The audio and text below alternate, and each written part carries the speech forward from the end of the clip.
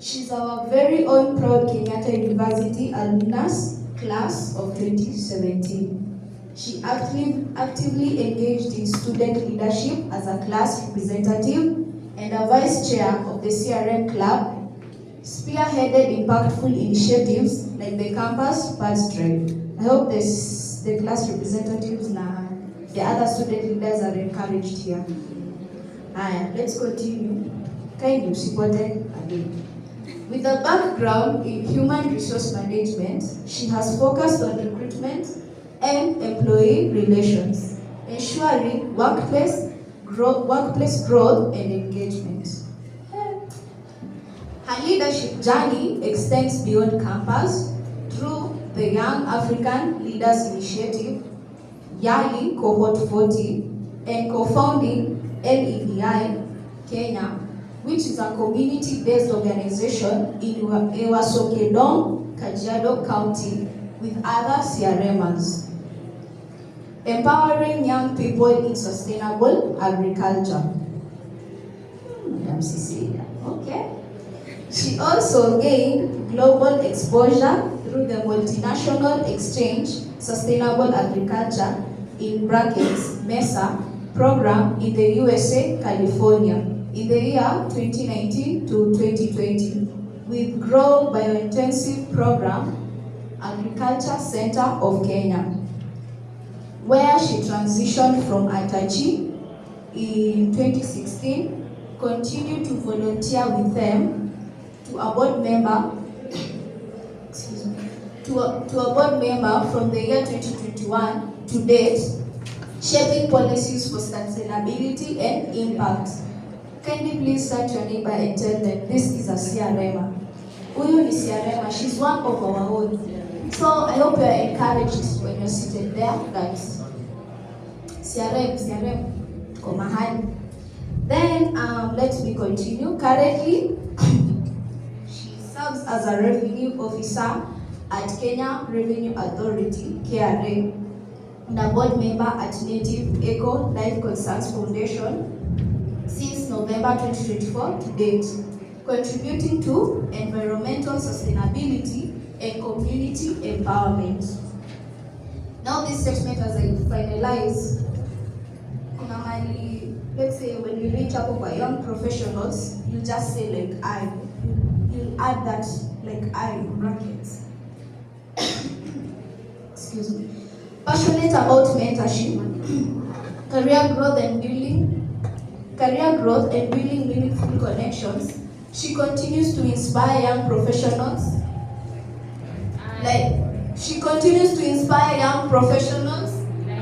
Say like you mean it. She continues to inspire young professionals to leverage networking for success.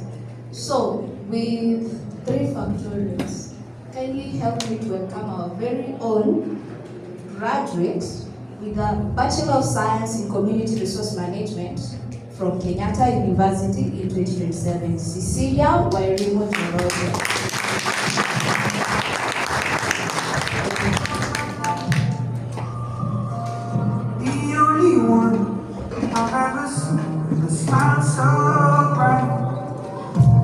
Just yesterday, came around my way, changed my ceiling. Thank you very much, Lady Kushori, for the introduction. We now welcome Madam Cecilia Njoroge. Let's welcome her with a hearty clap as she prepares to start. To be part of this, and I will continue to be part of it as long as senior. So I want to recognize the presence of our representative dean. Thank you so much for being here. Our chair, Mr. Solomon, Professor Odingi, thank you so much. We have Dr. Ogola. We have Christine, Dr. Phoebe, and Dr. Irene. Thank you so much. And students, thank you so much for coming. And I'm going to tailor my presentation a bit with the concerns that you had. And as I start, Steve, our keynote speaker, and Akina colleagues, they left KU 2013, and that is when I joined KU. So the funny thing, and you may realize, like when Steve was parking to not even understanding where he was heading to, I was parking to come to KU. And it's a very awesome journey. I looked forward. My elder sister used to school here in the School of Nursing, and I would visit him when I was in Form 3 and Form 4. So I would come here. I'm like, hey, me, I would love to be here. And 2013, I found myself here. And I remember my parents never came to bring me here, simply because they told me, you know the place, now you can go. So I nilidile kidogo kuja kuna kuanga that week to nika report, but they came. I was in Nyayo 2, huko ndiko walikuja wakaona, hey, you are 8 in that hostel. So I was like, oh, I will survive. I was kind of telling my dad, not to worry, I'll survive. And so that time, matriculation ikafika. Si mnajua tunakimbilianga hiyo sana. So when I went, I think I went there late. So gate ilikuwa imefungwa. So when I went, nikaambia that soldier, I want to enter in. Akaniambia no. Nikamuuliza why? I'm a first year. Akaniambia no, you don't look like a first year. Sikubishana na yeye, I went back to the hostel. So me, when going back, I was just returning around because I knew the place. So I went, saw CRM, like where our classes will be and all that. To cut this story short, how I even became a class representative from first year to the 4th year. It was strange. One of my classmates called Victor Maliaki found me nikiwa pale nikigojea Dr. Christine alikuwa anatupatia zile content. Course outline. So I was waiting there for course outline. Tulikuwa tumejuana, and this lady really mentored me. An extent when I joined the class, the way I was wearing what haungesema need first year. So that guy nilimpata hapo kwa reception, and he told me, hey, how are you? How are you, madam? Okay, fine. I'm like, I'm a first year. I'm madam. Kaniambia, I'm new. I'm a first year, and I don't know where this one kanionyesha CRM. Nikamwambia, oh, you are also in that class? Kaniambia, yes, but I have been looking for it. I don't even know where it is. That time tulikuwa tunaenda classes pale HE. Nikamwambia, don't worry, I will take you there. Hapo anajua mimi bado ni part of. Tukaenda, and I sat down. When I sat down, the guy later, I was like, when you first year? And alishtuka sana.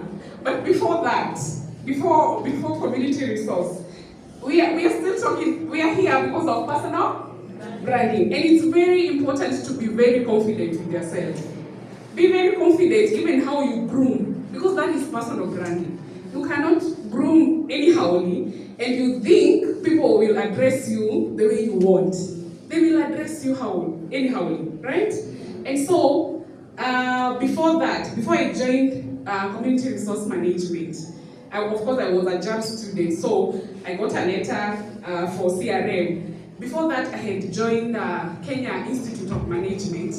For me, not to stay idle at home.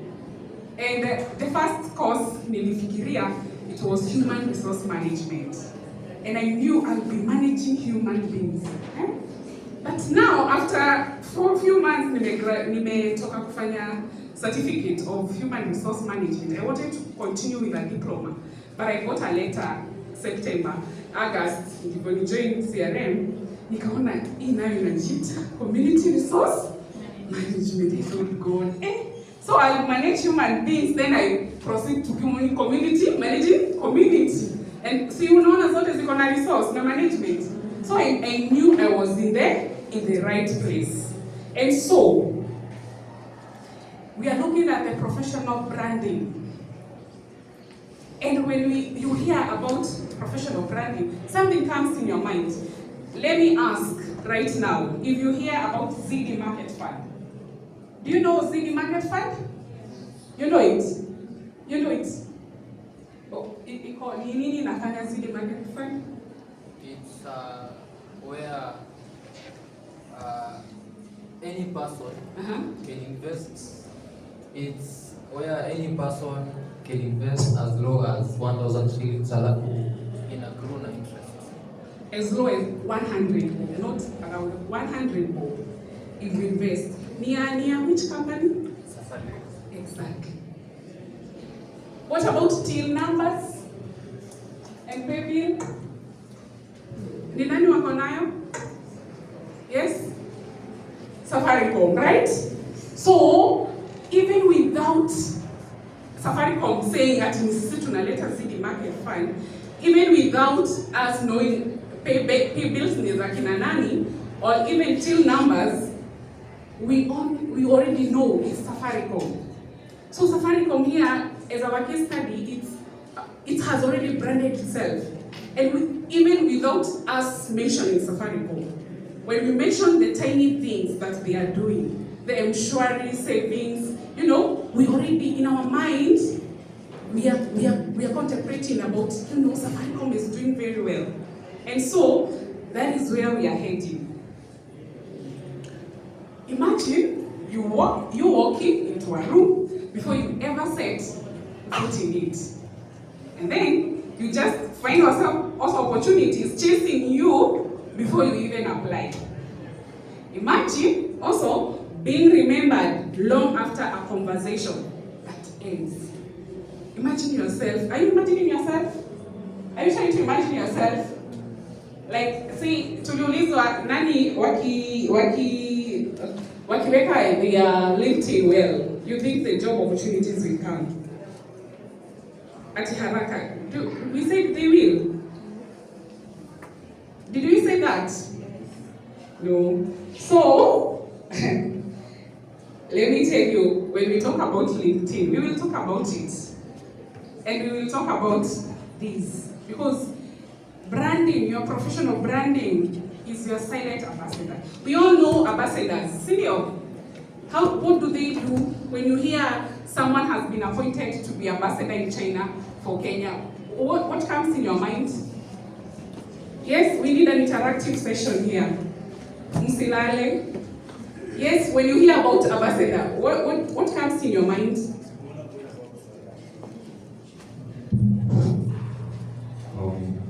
It's about representing interests. Representing interests. Let's clap for him. So, when we hear one ambassador in China is representing Kenyan interests there, right? But, ukiulizwa jina yake unaweza jua ni nani? You don't even know, right? Now, we want that to be your silent ambassador. And that, it's not just polished resumes. You put colored ones there, or a very well modified LinkedIn. It's the story you tell. It is the story you tell, and this story, you're not going to give us giant stories. It is through the skills, your values. I think our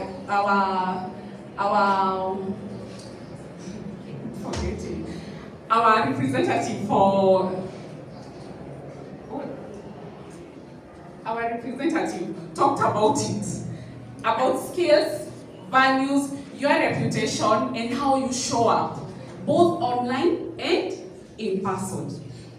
How your professional branding is silent ambassador. I think I have said that, and it speaks when you're not in the room. It determines whether doors are going to be open or they're going to be shut.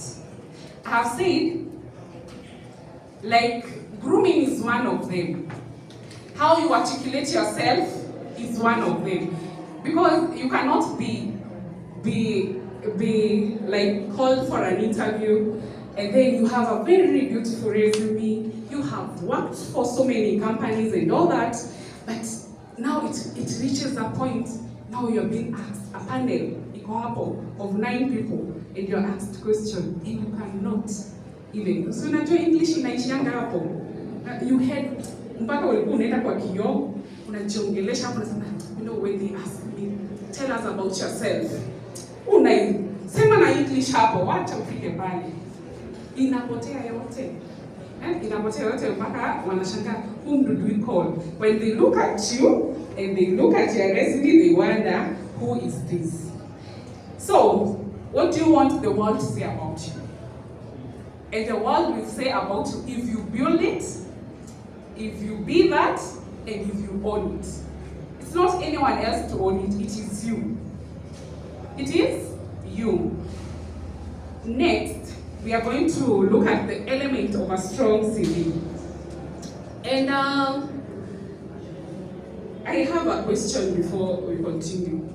Let's say you have a very good CV. But why are you beautifying that CV? What do you want? What do you want when you are beautifying? You have a very good CV and then you are applying for a job with this. What exactly is the first thing that comes in your mind? Yes, please. I think when you have a beautiful CV and then you improve on it or have more about yourself in it, it will give you an upper hand when you with other people who you're looking for same too. Yeah, wow. A clap. One. Another thing, when you are revamping your CV, what exactly comes in your mind? First thing, It's to capture their attention. To capture their attention, right? Yes. Anyone else? So, first, when you are revamping your CV and you want it to attract the interviewer, to attract the human resource manager. For you, first thing that should come in your mind is this CV going to give me an interview that I desire? You know, you might have a very good one, and then you go there, you're called for an interview. Ikifika hapo, si unaona venye Steve alikuwa ameweka ya chief of party. Alafu ukijipata hapo unaanza kuambia, but anyway I can do anything. Because ni kama umelemewa. But your CV, first thing that should come in your mind is it going to give me the interview, the entry? First thing is not even job, it's not even the responsibility that you'll be working there, it is the interview. The moment you get the interview, that is when you know, now hapa ni mimi kujihami. How are you harmed? You are unajihami aje. You need to be very confident because you're not the only person who is in that interview. But there can be things that will separate you, that will make you different with the rest. Are you not agreeing, right? And in your concerns, you talked about the mistakes, the common mistakes that are there in CV, and also in cover letters. But first we're going to look at the elements of a strong CV. And I'm going to tailor it, and especially to people like us, the graduates who are graduating the 4th years or the 1st year, who think they don't have enough experience.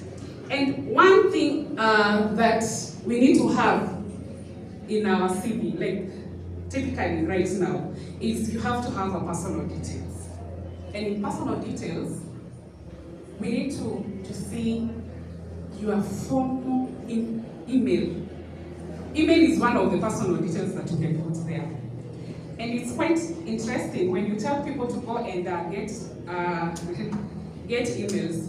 Unapata mtu anajiita jackimsuper@gmail.com. Jackimsuper than ule msee. Hey, are you feeling it? Like imagine mimi as a HR, you're expecting me, honestly, you have to say kiangalia. I can't. An email coming from Jackie Super, nishaanza kuwa na ile in my head, no, huyu Super. Si akakuja aanze mambo zingine huku kwa company. Unajua unadhani kwa msupa sana, so you can even come and take over. So, can you have a formal email? If you're called Joseph Mwangi, just have, nowadays I think I'm seeing people when they are getting interviews, they're like, Joseph Mwangi, maybe he was born at 1995, and then it is put there 95, so that maybe someone else took it before you.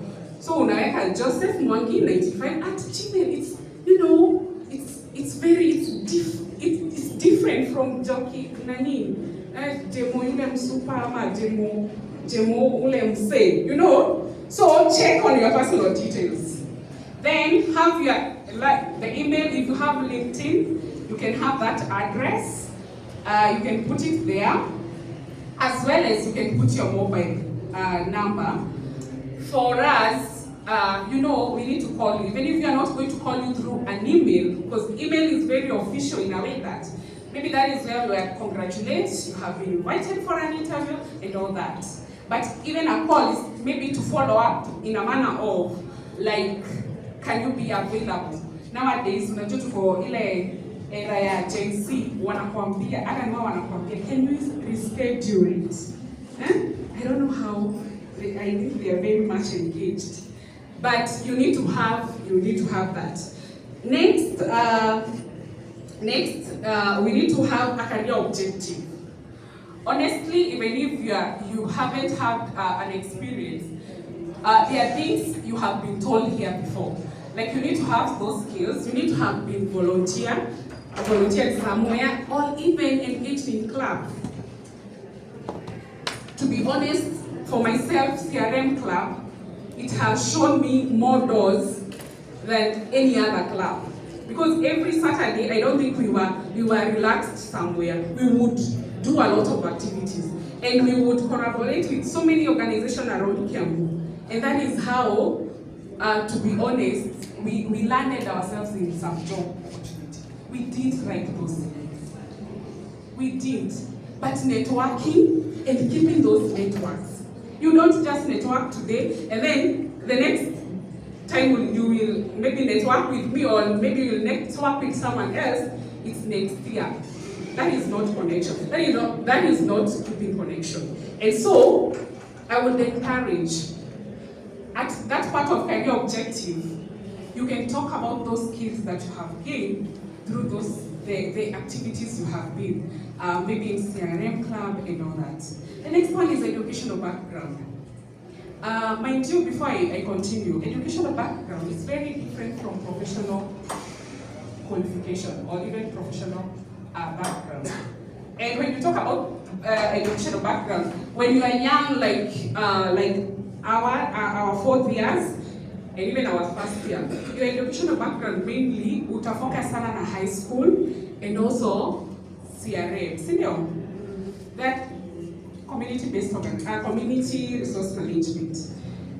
But when we talk about professional background, I would urge, there's so many professional courses that you can do and find yourself having a certification.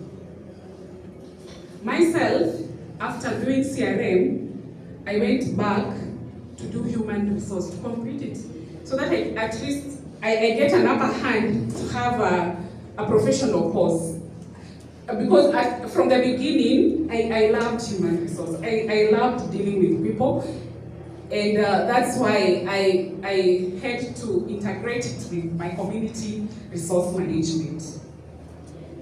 Then you have to outline key skills and competence. Of course, people who have those like leadership skills, because leadership skills, it's something that, you know, mtu tu atakuona tu na atajua this is a very potential leader, and even how you articulate your things. Then next, we work on work experience, and I know here is where you asked me, Cecilia, I have never worked. So what will I do? What will I do? And that is why I have encouraged to join those clubs, join those society, volunteer. To be honest, guys, mimi nikiwa first year, from first year to fourth year, I have never gone for long holiday. Like my mind was, you know, the way you are scared of going back home. I would get scared nikikumbuka naweza kuwa niende shamba. Because hata sikuwa napenda maize. Nilikuwa na complain na ambia mother naumwa na mgongo, naumwa na bones because of maize. Nimekula kideni sana high school. So I wasn't imagining going back home nianze kulima. So me from first year, I remember one day tumefunga, and then Dr. Christina, ni yeye alikuwa last in that class, or Mr. Solomon, I think. Akatuambia, no, we are going to release you and all that, and then in my mind I'm like, me, I'm not going. You know, sina kumbuka Steve akwambia hata yeye, hiyo unakataanga by the way, and you have to kata it in a way that you have to show why are you even refusing it. So before that, because they kept telling us semester inakuja mwisho, so exactly what are you going to do at home? And I remember I have been volunteering in this organization. So one day, nimebakisha 3 weeks, we were having an exam. Nikajiambia miss, na lazima nipate job. I see volunteerism, lazima nipate job. So me, I went. Our home is not very far. It's just here in Muranga, Kenya. And I googled. Nikasema hata kama nitakuwa nikitoka home, at least sitoki home kwenda shamba. Natoka home niende organization. So I took myself there with my CV. Kwenda nikaulizwa na secretary, who do you want to see? Nikamwambia I want to see the manager. Nikamwambia but you don't even have an appointment. Nikamwambia I want to see him. I need to explain something. Acha niwaambie, all of us we cannot fit in leadership. And all of us we cannot fit to be class reps. But that thing really helped me. Even being a leader from primary, secondary, and now I found myself even in campus, it gave me I was very confident. So I got in, and the guy asked me, you are a first year. Anaangalia page kamoja. Nilikuwa nimekaandika vizuri kwanza through CRM club. Hiyo ndio ilikuwa work experience. So hata hakuangalia tena because ilikuwa one page. Akaniambia, now exactly what can you do? I remember tulikuwa tumefanya unit inaitangwa trades in community development, right? So it's in first year. There were trades in community development, and then there was the community resource management itself. Let me tell you, I explained. Akaniambia, basi tutakupea siku tatu. Nikamwambia pana, I'll be here the whole week. Nikamwambia, by the way, natoka mbali. So I'll be managing to come. Nikaniuliza, so tukupea transport. Yaani ni kama sasa tumeanza negotiation. Simuliuliza salary mnaenda kusema 300 eh? Mimi nikasema hapa sisemi, sikuongea. Kanambia, Cecilia, we can give you 15K. Niko, what? Na niko na help. Niko, yeah, I will come tomorrow. I started the next day. Guess what I was doing? Now, I started, that organization, they were dealing with young kids. They were helping those kids to write letters to the sponsors wakiwa majuu. So those sponsors wanawatumia do, then wewe kama I don't know how they were calling us. There was a kajina they used to call us when they tumekuwa attached, because I was given like 24 kids, very small. So those sponsors, they would help those kids from a tiny age, I think the age of shule, until 24. And sasa nikaanza kuandika barua mimi, sasa ni kama sikumbuki ako kachina. So, yeah, that was my work. I would even go camera, na wapiga picha wakiwa kwao natumia sponsor. Sasa ikafika time ya kurudi shule. Si mimi niko na pesa twangu. Niko na pesa twangu na niko na help. Nani kama mimi? Hapo ndipo nilianza mpaka kuona vision of becoming a Congress lead in School of Human Resource. And my good friend anaitangwa Joshua Chibui akaniangusha na kula 10. But I continue to support that guy for the vision of CRM. And so, what am I trying to say? Never underestimate yourself. Never look down on yourself and say, me, I don't even have experience. You know, I don't have, how will I even convince? Because mimi hata hakuangalia tena hii. Aliona tu CRM club and all activities I have been doing. But alinisikiza na kenye nilimwambia, the moment he asked me, what can you do? You understand? And so, in our CVs, so good, ensure there is a clarity, readability, you know, and relevance. And mind you, I have worked a few, maybe 1 year as a HR in recruitment. And let me tell you, it only takes us maximum of 6 seconds to do away with your CV or to say this CV will proceed. 6 seconds. Ama you thought in 10 minutes, nitaka kusoma nini? CV. No. It's only 6 seconds maximum. And then we do away with it. Either we open the doors or we just shut. So use action verbs and quantify achievement. There is a question you asked about the difference between achievements and awards. And I think we will have that. So you quantify. You quantify the achievement. Like right now, I'm a revenue officer at compliance. And the achievement, I can say, maybe it's the amount of revenue. And if I quantify the revenue I have collected, I will say maybe imeongezeka na 30%. That is quantifiable. But the moment I just write, I have collected taxes, I have maybe nikasungu,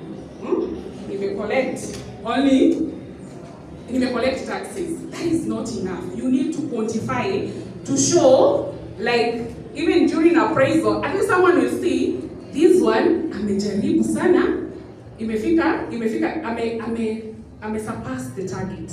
So you need to quantify your achievements when possible to make it great impact. In fact, you're in a capture. See, we have said CVs are to capture the reader or the one who is reading the CV, which takes only 6 seconds. When we come to common CV pitfalls or common mistake, you had asked about what are common mistakes in CVs and cover letter. And before I touch, because we have talked about more on CV, is that tailor your CV to meet the job description. Most of you are very much in a hurry to apply, so that you tell us, by the way, Jana, I applied like 14. And mind you, najua hakuja your CV hata kidogo, hata hukumbuki verbs. And some of you, they don't even look at the job description. And so, there is a need for you to go through the job description. The moment you go through the job description, tailor it with your CV. Now, look at those keywords that are used there. Maybe they need a project assistant, and maybe they want you to assist in something, in maybe marketing and all that. Just check off those key job description they have outlined, and then you tailor with your CV. That is one mistake. Then there is poor formatting. Poor formatting, because that is our first formatting errors. Many individuals overlook the importance of formatting the CVs. These include inconsistent in font types and sizes. Do you remember font? Tukiandika assignment, tulikuwa tunatumia that time times Romans, So you need to check those. Unaendanga pale home, you look at those things. It's easy yako umeiweka side. See, there are those nini unaweka sides ama zingine ziko katikati and all that. Look at the format, look at the size, and look at the font types. Improper use of bullet points, definitely. One will use Roman, the other one will use bullet, the other one, yani haiko consistent. Then, bullet points and lack of clear sections such as education. Yani where ni kuandika tu iende through, but you haven't checked. Are you now talking about educational background? Are you talking about work experience, or even you're talking about professional? These issues can distract recruiters and make it difficult for them to find a key information quickly. And I have talked about those keywords, integrating your CV with those keywords for job description, that is. The other one is inaccurate information. Providing inaccurate information is a significant mistake that can lead to immediate disqualification, that is. This includes errors in dates. Pale ukiandika ni jana, but umeituma leo. So you see, hauja realize because you're in a hurry to send many. Job titles. What I'm trying to say here is, can you take your time? Take your time when you're working on your CV. Take your time for such mistakes to not be there. So job titles, maybe you can apply for project assistant, and then all of a sudden, unaenda hata ukumbuki ulikuwa apply, unasema officer, program officer. Are those things are they even correct? No, they are not. So, and company's name. Atuchika ulikuwa unataka ku apply a certain company and then you just confuse the name. Additionally, misrepresenting skills or experience can damage trust and have future job reference, perspectives, that is prospects. The moment you lie to us about the skills that you have, and we realize those skills, you cannot even do them. Because hata kama tuko overconfidence, kindly, the moment you are asked about maybe the skills and maybe you are writing them there, kindly, ukiambiwa ufanye kwa sababu unaweza fanya. Si unaona hata kwa TikTok ama tunaitwa memes. Mtu amesema anaweza write drive lori ya nini ya kule Kilimambogo alafu anaanguka na because honestly hata hajui kitu. The next one is neglecting customization. Failing to customize your CVs and cover letters for each job application is a common mistake. I have told you, you have one CV and you have one cover letter. So the only thing you are changing is the date and the position. But what are you doing? What are you doing? Because these jobs are different. These job descriptions are quite different and they are looking for different things. But you because you don't, watu wanaangalianga quantity more than quality. I would rather you send two that have the correct information and you get yourself an interview. That is not a job, an interview first. We need to get first the interview. Recruiters notice when a CV has a generic language or does not align with the job description. Utasoma tu usikie hata utaisini unatumia. So tailoring your CV by highlighting relevant experiences and skills increases your chances of standing out and getting an interview. And that is where I will look also at the cover letter. And cover letter, if I touch on it, the mistakes are the same. But when you come to a cover letter, it's not a summary of a CV. Don't give us the summary of a CV. Just it's about the story. And we have said that story will come from your skills, your experiences, and your reputation. So why do you want the job at that company? You customize it with the key of that company, what exactly they are doing. Look at their vision, look at their mission, and by that it will direct you on how you're going to customize your cover letter. Have a hook in the first line. Now kitambo tulikuwa tunasema I am applying for this position, but we are tired of reading I'm applying. We know you are applying, and that's why at ref, you have the job description, a job title there.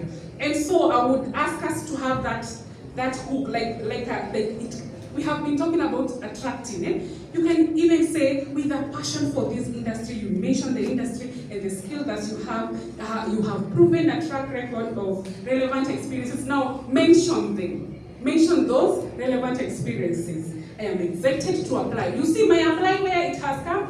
Imeanza? Hapana, haijaanza. Imekuja katikati. And so, I'm excited to apply to this company, just this position, just mention the position there, and also the company. And also, as I end on the CVs and cover letters, kindly don't show desperation.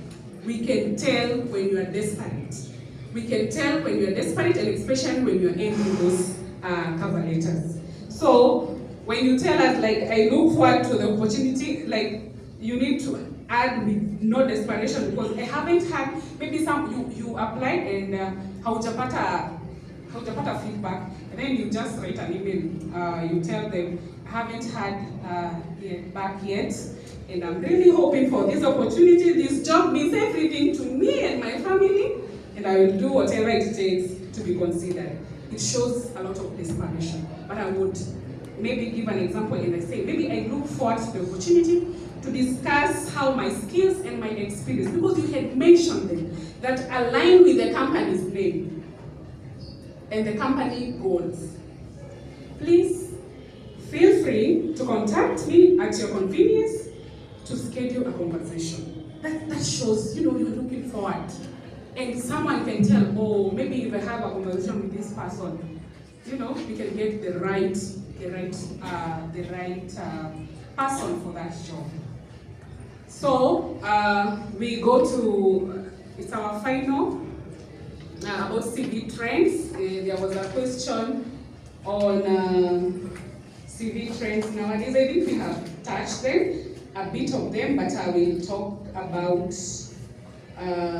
one thing that is called applicant tracking system, that is ATS. ATS is a software application that nowadays it's helping HRs to be able to distinguish different applicants. And how is this ATS working? When your CV is ATS friendly, and meaning ATS friendly here is, you have gone through the job description and you have gotten the keywords. See, I have talked about keywords. You customize or you tailor it with your CV. The moment, because it's a software, you're going to pop, unlike the other person. So the moment you may pop, of course, see you in a way candle, because there were those key integration of words that came out from the job description, and now you are CV. So ATS nowadays is the one that is using, and it's only taking 2 seconds. 2 seconds, like zikiwekwa zote, the moment the software may identify the people who have used the ATS friendly software, or maybe customize their CV well, you get to be one of until you get the interview. So, what are the latest trends in CV formatting? I think we have talked about that. And nikafika place ya work experience. You can also talk about your hobbies, and especially I'm talking here to people who are yet to have who are not having a lot of experiences. You can talk about the interest, and mind you, if you're asked about referee, it's not a must that some companies, they don't ask for referee. What they do, later on, maybe if you pass level 1 of interview, you will get an opportunity to be asked, who are those 3 people? I remember there was a job I got through LinkedIn, and I was never asked about referee. They were called later. So I gave out one of my lecturer, I gave out one of my boss, an organization I had worked with when I was in 4th year, that is. And from there, now they talk with them, they give, so how about they give them, how haujui ni nani aliongea. Esi ulipeana tu namba, haujui kenye alisema, hata hawezi kuambia. So ni wao watakucall, wakwambia by the way we got a very nice recommendation. So kosa kusikizana na hawa and you may talk with them because those are the, you have them right now. Washangae ama hata ujulikani. You don't even raise your hand when the question are asked in class. So kindly network and keep that good connection. And when you proceed and you get an experience, kindly start with the most recent job. Don't tell us the jobs you did. And especially I'm talking even to the alumni. Don't start with the jobs you did maybe kitambo as an intern, and yet you're in a position, you're no longer in an entry position job. So start with the recent jobs. If you got some many years of experience, kindly I have said don't include the entry job or position and outline the work experience. The others you can just write their other work experience and the period that you are working. So when we are finishing, and these CV trades is visual formats. Visual formats are becoming increasingly popular in CVs. These include use of infographics, icons, and color accent to present information engagingly and actively. I don't know. I haven't seen most companies in Kenya, not unless the ones are more international. Because I remember even when I had my experience in US 2019-2020, I had to simplify my CV in this manner. You see there? I even have it in my email, but now this one is not mine. But mine, it had like a picture there because for them, you know, they haven't seen you. Senior, hata sisi wenyewe hatuja kuona. But now, I saw it in international. I don't know how Kenya tutafika, maybe tutafika, but in Kenya, I haven't seen mostly people putting those pictures and all that. But in case, because there was a question on Canvas model CV writing acceptable. Because this is not a standard CV. It's not a professional one. But the moment you're in an industry where they need creativity, they need design, they need marketing, they need fashion, fashion art, design and all that, you can put those icons there and you can even put those pictures.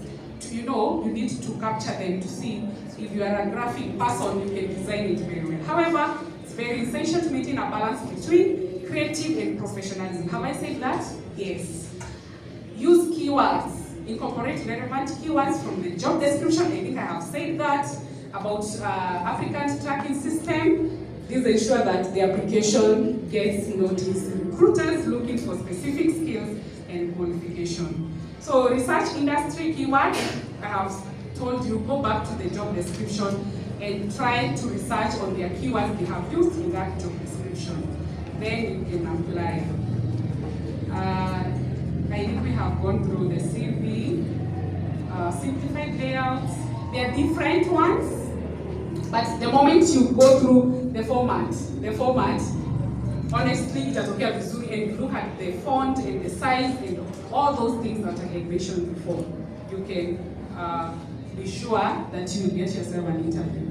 Use of Canvas-based tools, I think I have mentioned where there is need to utilize Canvas-based tools or templates for creating CVs like Canva. They can be acceptable, especially for creative roles.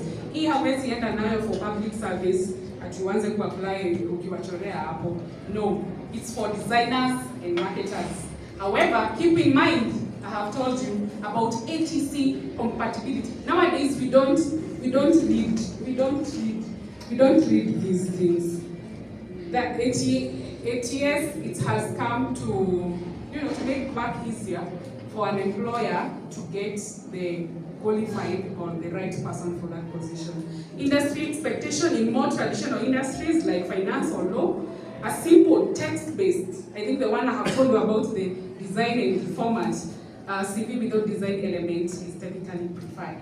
But professional look, ensuring you design reflect the professionalism you wish to convey. The last, I think this was the last concern. it was about the difference between achievement and awards, and I think I have told you the difference of achievement and awards, whereby achievement you must quantify them. This refers to the outcome of your work. Specifically, you become specific successes or milestone you reach. For example, increased sales by 25%. At least you have quantified that in 6 months. You give such a quantifiable amount of sales.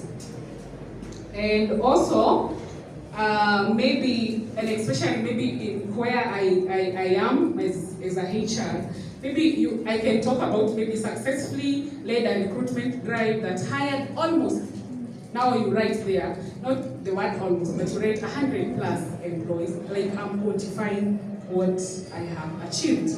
Awards, we know these ones, maybe you became the best best team award, employer of the year. Those are the awards, and you can achievement.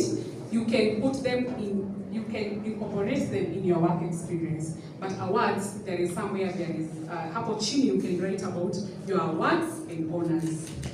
And importance of LinkedIn. I think this is our last bit of it. Yeah. So I want to talk a bit of online branding, building a professional online, and this one we will focus more on LinkedIn.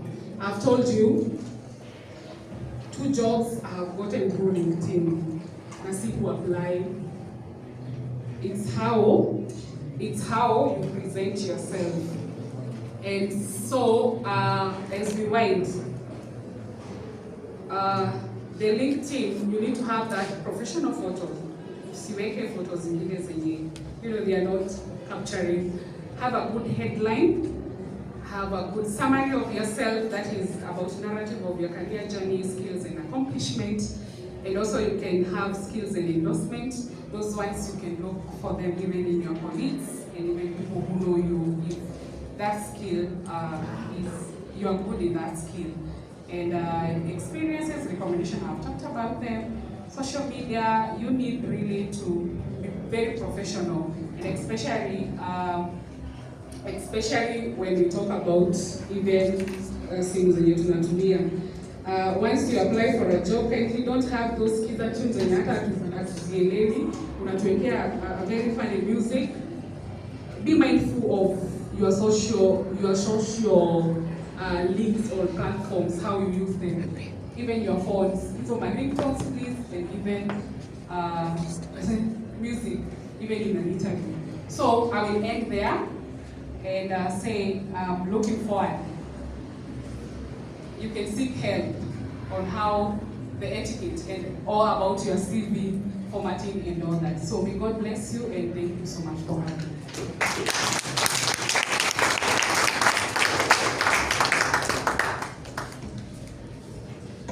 Thank you very much, Miss Cecilia. A hearty clap for her.